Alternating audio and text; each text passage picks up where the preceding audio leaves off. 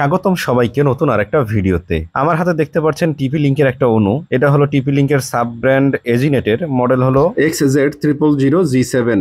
আমি একটা নতুন ব্রডব্যান্ড কানেকশন নেওয়ার পূর্বে একটু অণু নিয়ে রিসার্চ করলাম, তারপর দেখতে পেলাম যে টিপি লিংকের নতুন প্রযুক্তির এই অণুটাই মোটামুটি বাজেটে সবচেয়ে বেস্ট হয়। আপনারা অনেকেই শুনে থাকবেন যে এক্সপন অণু কিনলে সেটাতে ইপন, জিপন ও এক্সপন তিনটাই কাজ করে। তো টিপি লিংকের এই অণুটা হলো একটা এক্সপন অণু, যেটাতে ইপন, জিপন ও এক্সপন তিনটাই চলবে। তাই আপনার আইএসপি যতই পরিবর্তন করুন না কেন, অণু পরিবর্তনের কোনো প্রয়োজন নেই। এক অণু দিয়েই মোটামুটি সব আইএসপিতে চলে যাবে। আসলে এখানে তেমন কোনো বিস্তারিত আপনাদের বলতে আসি নাই, জাস্ট আপনাদের এই অণুটার ওভারভিউ দেখাতে আসলাম। দেখতে থাকুন। টিপি লিংকটা আসলে একটা ভরসার নাম। টিপি লিংকের সব প্রোডাক্টই মোটামুটি অনেক ভালো মানের কোয়ালিটি সম্পন্ন প্রোডাক্ট। এই অণুটার ক্ষেত্রে প্যাচ কোডে আপনাদের একটু গুরুত্ব দিতে হবে। এখানে যে প্যাচ কোড পোর্টটা দেখতেছেন, এটা হলো মূলত এপিসি প্যাচ কোডের জন্য।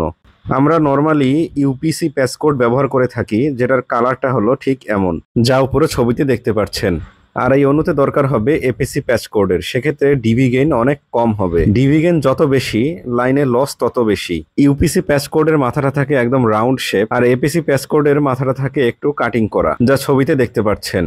সহজভাবে বলতে গেলে ফাইবার কেবল থেকে আসা আলোক রশ্মি এই প্যাচ কোডের মাধ্যমে অণুর ভিতরে নির্দিষ্ট একটা জায়গায় টাচ করে বা জয়েন হয়। যে মাথাটা টাচ করে সেটাকে বলা হয় ফেরাল। এই ফেরালকে আবার কয়েকভাবে পলিশ করা হয়। এটাকে পলিশ করা হয় আসলে ভালোভাবে জয়েনের জন্য। যত বেশি ভালো পলিশ হবে তত ভালো জয়েন হবে, তত বেশি আলোক রশ্মির রিফ্লেকশন রিটার্ন লস বাড়বে। প্রশ্ন থাকতে পারে, রিটার্ন লস বাড়লে আবার লাভ কিসের মধ্যে? আসলে মূল লেজারের রিটার্ন লস যদি বেশি হয় সেক্ষেত্রে সমস্যা, যা আমরা অণুর আইপিতে গেলে দেখতে পাই। আর ফেরালের মাধ্যমে যে আলোক রশ্মির রিটার্ন লস হয় সেটা যত বেশি হবে তত ভালো। এইসব বিষয় অন্য কোনো সময় বিস্তারিত আলোচনা করা যাবে। তো এই পলিশের মধ্যে সবচেয়ে ভালো পলিশ করা হয় এই এপিসি সিস্টেমে। তাছাড়া এই ফেরালকে আবার 8 ডিগ্রি অ্যাঙ্গেলে রাখা হয় আরো ভালো জয়েনের জন্য। তাই টিপি লিংকের এই নতুন প্রযুক্তিটা বেশি ভালো।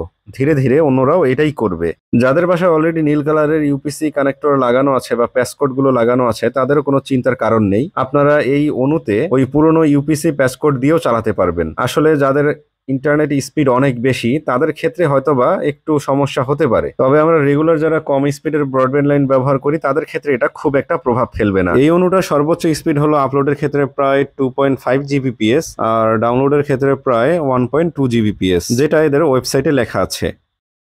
তাই বলাই যায় আপনার ব্রডব্যান্ড লাইনে জিবিপিএস ব্যান্ডউইথ হলেও খুব আরামেই হ্যান্ডেল করতে পারবে এই অণুটি। যেহেতু নতুন, তাই সচরাচর মার্কেটে আপনারা এটা পাবেন না।